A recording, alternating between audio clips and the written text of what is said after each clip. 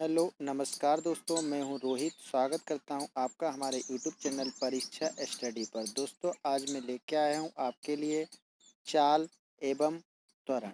दोस्तों चाल एवं त्वरण से रिलेटेड जो भी क्वेश्चन आपके एग्जाम में बनते हैं उन सभी बातों पे मैं आज डिस्कस करूंगा। दोस्तों आज मेरा सेकेंड दिन है दोस्तों इस टॉपिक पे दोस्तों, और फिजिक्स का आज मेरा सेकेंड दिन है दोस्तों। ऐसे ही मैं आगे भी वीडियो बनाऊंगा। तो दोस्तों यदि आप किसी भी एग्ज़ाम की तैयारी कर रहे हैं दोस्तों, तो आपको फिजिक्स से जो भी प्रॉब्लम है वो आप हमारे चैनल पे आके वीडियो देखकर सॉल्व कर सकते हैं। तो दोस्तों यदि आप हमारे यूट्यूब चैनल पे नए हैं तो मेरे चैनल को सब्सक्राइब करें और बेल आइकन पे प्रेस करें।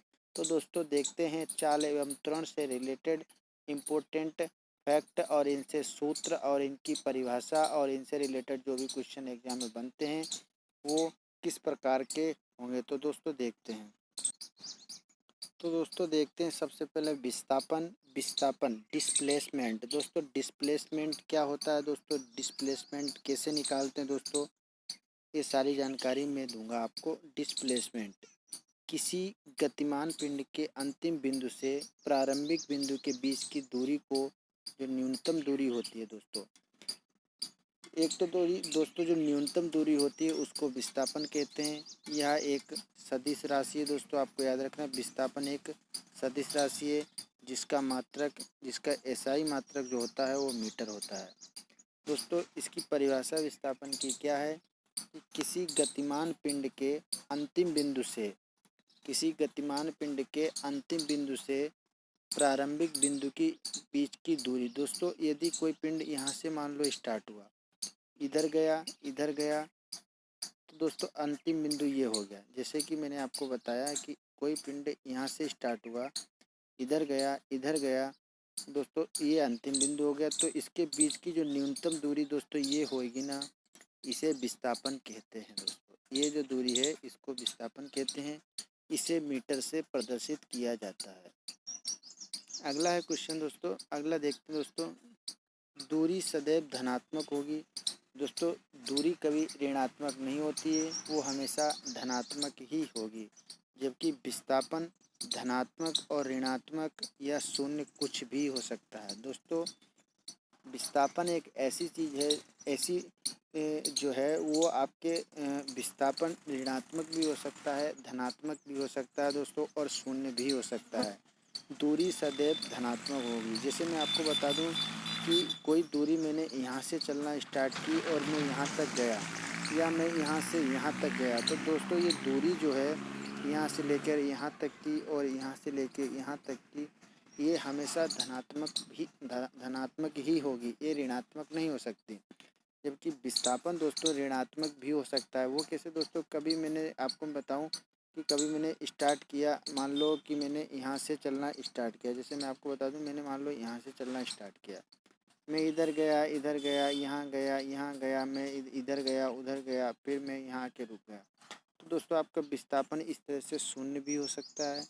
अगर मैं किसी बिंदु से लेके यहाँ गया फिर वापस आके इधर हो गया तो आपको ये माइनस में भी हो सकता है दोस्तों। इस तरह से विस्थापन माइनस, प्लस और शून्य भी हो सकता है, शून्य भी हो सकता है। दोस्तों अगला देखते हैं चाल। स्पीड क्या होती है दोस्तों, स्पीड क्या होती है इसके बारे में दोस्तों जानेंगे। स्पीड एकांक समय। दोस्तों एकांक समय में किसी पिंड द्वारा चली गई दूरी को चाल कहते हैं। दोस्तों किसी समय प्रति समय में चली गई दूरी को चाल कहते हैं। यह एक अदिश राशि है दोस्तों, आपको याद रखना है, यह एक अदिश राशि है। इसका एसआई मात्रक मीटर प्रति सेकंड होता है। दोस्तों आपको दो चीज़ों पे ध्यान देना है, एक तो इसका सूत्र पे ध्यान देना है, अदिश राशि है, और मीटर प्रति सेकंड इसका एसआई मात्रक होता है। इन तीन चीज़ों पे आप ध्यान दीजिएगा दोस्तों। चाल उसे कहते हैं जिसका जो एकांक समय में तय की गई दूरी को चाल कहा जाता है। किसी समय में तय की गई दूरी को चाल कहते हैं। इसका सूत्र जो है आपको याद रखना है, इसका सूत्र होता है दूरी अपॉन समय। दूरी अपॉन समय इसका सूत्र है। हाँ तो दोस्तों दूरी अपॉन समय जो है वो चाल का सूत्र होता है, आपको याद रखना है। आपके बहुत सारे न्यूमेरिकल जो आपके आते हैं परीक्षा में, उनमें वो अब बहुत ज़्यादा काम आएगा आपके। दोस्तों वेलोसिटी, वेग किसे कहते हैं दोस्तों? एकांक समय में किसी निश्चित दिशा में तय की गई दूरी वेग कहलाती है। दोस्तों चाल की परिभाषा और वेग की परिभाषा, इस तरह दूरी की परिभाषा और चाल की परिभाषा जो है, विस्थापन की और दूरी की, माफ कीजिएगा, विस्थापन की दूरी की परिभाषा जो है वैसी ही परिभाषा चाल और वेग की है। वेग में एकांक समय में किसी निश्चित दिशा में, इसमें दिशा का बोध होता है दोस्तों हमें। किसी निश्चित दिशा में तय की गई दूरी को वेग कहते हैं। यह एक सदिश राशि है दोस्तों, इसमें दिशा की बात की गई है इसलिए यह एक सदिश राशि है। आपको याद रखना, वेग एक सदिश राशि है जबकि चाल एक अदिश राशि है जिसका मात्रक होता है मीटर प्रति सेकेंड। दोस्तों मात्रक दोनों का सेम है, दोनों का जो सूत्र है वो भी सेम है। चाल में केवल परिमाण का बोध होता है, वेग में परिमाण और दिशा दोनों का बोध होता है, इसलिए इसे सदिश राशि कहते हैं। आगे देखते हैं दोस्तों औसत चाल। दोस्तों एवरेज स्पीड, एवरेज स्पीड वो स्पीड होती है किसी गतिमान पिंड द्वारा एकांक समय में तय की गई दूरी औसत चाल कहलाती है। औसत चाल बराबर तय की गई दूरी और लिया गया समय। दोस्तों तय की गई दूरी का टोटल अपोन में टोटल जो समय लगता है उसका अगर डिवाइड कर देंगे हम तो हमें चाल प्राप्त हो जाएगी। दोस्तों यही इसका फॉर्मूला है, आपको याद रखना है दोस्तों। ये दूरी का फॉर्मूला है दोस्तों, आपको याद कर लेना है, अपनी कॉपी में नोट कर लेना है। आगे देखते हैं दोस्तों औसत चाल की गणना। औसत चाल की गणना कैसे करते हैं दोस्तों? किसी पिंड भिन्न भिन्न चाल, जैसे किसी पिंड द्वारा ये चाल चली गई, कभी ये चाल में समान दूरी तय करता है तो औसत चाल। अब दो चालें हैं दोस्तों, कभी ये चाल चला, कभी कोई पिंड दूसरी स्पीड बढ़ा दी उसने या घटा दी, उस चाल से चला, तो औसत चाल कैसे जोड़ेंगे दोस्तों? तो अब इसका एक बहुत बहुत ही अच्छा फॉर्मूला होता है दोस्तों, मैं आपको बता दूं, वैसे यहाँ पे भी लिखा हुआ है, आप देख लीजिएगा। ये लिखा है 2v1 into बी2 upon B1 plus बी2। दोस्तों 2 से मल्टीप्लाई करेंगे पहली चाल इंटू दूसरी चाल अपॉन में पहली चाल प्लस दूसरी चाल, दोनों चालों को जोड़ के उसका डिवाइड कर देंगे तो आपको औसत चाल मिल जाएगा। इसी तरह से कोई पिंड समान समय में तय भिन्न भिन्न चालों से जो बी1 बी2 से चलता है तो औसत चाल। दोस्तों अगर आपके जो है वो दूरी समान है या चाल समान है दोस्तों, यदि कोई पिंड समान समय तक भिन्न भिन्न चालों से समान समय तक भिन्न भिन्न चालों से दो चालों में जो दूरी तय करता है उसके लिए फॉर्मूला ये है बी1 प्लस बी2 अपॉन 2। दोस्तों आधी आधी कर देंगे तो उसका आपको समान चाल मिल जाएगी। तो दोस्तों आगे देखते हैं त्वरण। दोस्तों अब मैं आपको बताऊंगा त्वरण। त्वरण क्या है दोस्तों, त्वरण की परिभाषा क्या है, त्वरण कैसे ज्ञात किया जाता है, ये सारी जानकारी मैं आपको दूंगा। तो दोस्तों देखते हैं त्वरण क्या होता है। जब किसी पिंड के वेग में परिवर्तन की दर को त्वरण कहते हैं। दोस्तों कोई वेग है, किसी स्पीड से किसी वेग से कोई पिंड चल रहा है दोस्तों, उसकी बार बार स्पीड चेंज होती है, उसी को ही हम त्वरण कहते हैं। दोस्तों कितने समय में कितनी स्पीड चेंज हुई, यह एक सदिश राशि है, आपको याद रखना है।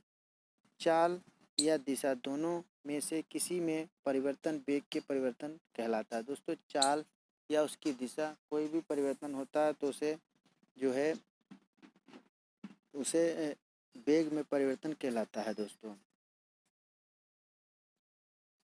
त्वरण धनात्मक, ऋणात्मक, शून्य हो सकता है। जैसे कि मैंने विस्थापन में आपको बताया था दोस्तों, विस्थापन ऋणात्मक भी हो सकता है, धनात्मक भी हो सकता है और शून्य भी हो सकता है। इसी तरह से त्वरण ऋणात्मक, धनात्मक और शून्य भी हो सकता है। ऋणात्मक त्वरण को मंदन मंदन कहते हैं दोस्तों।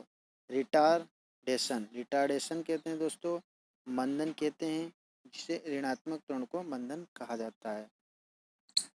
अगला दोस्तों, यदि किसी पिंड का आरंभिक वेग u है, यदि किसी पिंड का आरंभिक, जिसे कोई पिंड स्टार्ट हुआ है उसका अभी वेग अगर u है तथा समय t में t समय बाद उसका वेग v हो जाए तो पिंड का त्वरण। दोस्तों यदि कोई पिंड u वेग से गति करना स्टार्ट करता है और t समय में उसका वेग v हो जाता है तो आपको उसका त्वरण ज्ञात करना है। तो दोस्तों त्वरण बराबर त्वरण को ए से प्रदर्शित किया जाता है दोस्तों। इसका सिंबल होता है त्वरण ए बराबर V1 माइनस U1 दोस्तों, V minus U upon T दोस्तों। अंतिम वेग माइनस प्रारंभिक वेग अपॉन में समय अगर डाल देंगे आप, समय का भाग दे देंगे तो आपको त्वरण प्राप्त हो जाएगा दोस्तों। ये बहुत ही अच्छा फॉर्मूला है दोस्तों और बहुत छोटा फॉर्मूला है। इसको तो आप याद कर लीजिएगा दोस्तों, बहुत ज़्यादा आपको काम आएगा दोस्तों और आपसे न्यूमेरिकल करने में आपकी बहुत ज़्यादा मदद करेगा। तो दोस्तों आगे देखते हैं। त्वरण का एसआई मात्रक क्या होता है दोस्तों? त्वरण का एसआई मात्रक मीटर प्रति सेकंड होता है। आपको याद रखना है, बहुत ही इंपॉर्टेंट है आपके लिए, जिसे मीटर प्रति सेकंड से व्यक्त करते हैं दोस्तों। ये सिंबल से व्यक्त कर सकते हैं, मीटर को एम से और सेकंड को एस से व्यक्त कर देंगे, इसलिए आपका ये त्वरण का मात्रक जो हो जाएगा वो आपके मीटर प्रति सेकंड स्क्वायर हो जाएगा। आगे देखते हैं दोस्तों, त्वरण के लिए वाह्य बल आवश्यक होती है तथा इसकी दिशा सदैव बल की दिशा में होती है दोस्तों। इसकी दिशा जो है वो बल की दिशा में होती है, जिधर बल लग रहा होता है उसी तरफ इसकी दिशा होती है। समय के साथ यदि वस्तु का वेग घटता है तो त्वरण ऋणात्मक होता है, जिसे मंदन रिटार्डेशन कहते हैं। एक समान वेग से गतिशील पिंड दोस्तों, यदि एक समान वेग से गतिशील पिंड का त्वरण शून्य होता है दोस्तों। यदि कोई पिंड समान वेग से गति कर रहा है, उसके वेग में कोई चेंजेज नहीं आ रहे हैं दोस्तों, तो उसमें जो त्वरण होगा वो उत्पन्न त्वरण होगा वो शून्य होगा दोस्तों। त्वरण जब भी बढ़ता या घटता है जब दोस्तों कोई भी पिंड जिसकी गति कम या ज़्यादा होती है, तो पिंड की गति कम या ज़्यादा होने से समय के साथ साथ आपको पिंड की गति कम या ज़्यादा हो रही है तो उसमें उत्पन्न त्वरण होगा, अन्यथा नहीं होगा। जैसे कि मैंने आपको बताया, एक समान वेग से गतिशील पिंड का त्वरण सदैव शून्य होता है दोस्तों। आपको याद रखना है, एग्जाम में आपसे पूछा जा सकता है कि एक समान वेग से गतिशील पिंड का त्वरण क्या होगा। आपको दे देगा धनात्मक, ऋणात्मक, शून्य या ज्ञात नहीं किया जा सकता। तो आपको आसानी से आप ऐसे आंसर दे पाएंगे, इन क्वेश्चनों को आप आसानी से कर पाएंगे। साथ ही साथ आगे और देखते हैं दोस्तों, एक समान त्वरण। अब एक समान यूनिफॉर्म एक्सेलरेशन, यदि समान समय अंतराल में वेग में परिवर्तन समान है तो पिंड एक समान त्वरण में गतिशील कहा जाता है दोस्तों। यदि आपका वेग और समय जो है वो समान है, परिवर्तन समान है उसका, तो उसे एक समान त्वरण कहते हैं। तो दोस्तों ये थे त्वरण और औसत चाल से रिलेटेड कुछ इम्पोर्टेंट फैक्ट जो मैंने आपको बताया दोस्तों, जो कि आपके एग्जाम में इनसे रिलेटेड क्वेश्चन बन सकते हैं। तो दोस्तों हाँ, तो दोस्तों यदि ये हमारा वीडियो आपको अच्छा लगा है तो इसे ज़्यादा से ज़्यादा लाइक करें, शेयर करें और कमेंट करना ना भूलें। तो दोस्तों यदि आप हमारे चैनल पर नए हैं तो मेरे चैनल को सब्सक्राइब करें और बेल आइकन पर प्रेस करें दोस्तों, इससे कि हमारे बहुत सारे अपलोडेड वीडियो आपको ईजिली मिल पाएंगे। तो दोस्तों आप किसी भी एग्ज़ाम की तैयारी कर रहे हैं तो आपको हमारे चैनल को सब्सक्राइब कर लेना है, जिससे कि आपको बहुत ज़्यादा मदद मिल सकेगी। सो फ्रेंड्स आज के लिए इतना। So friends thank you and good bye.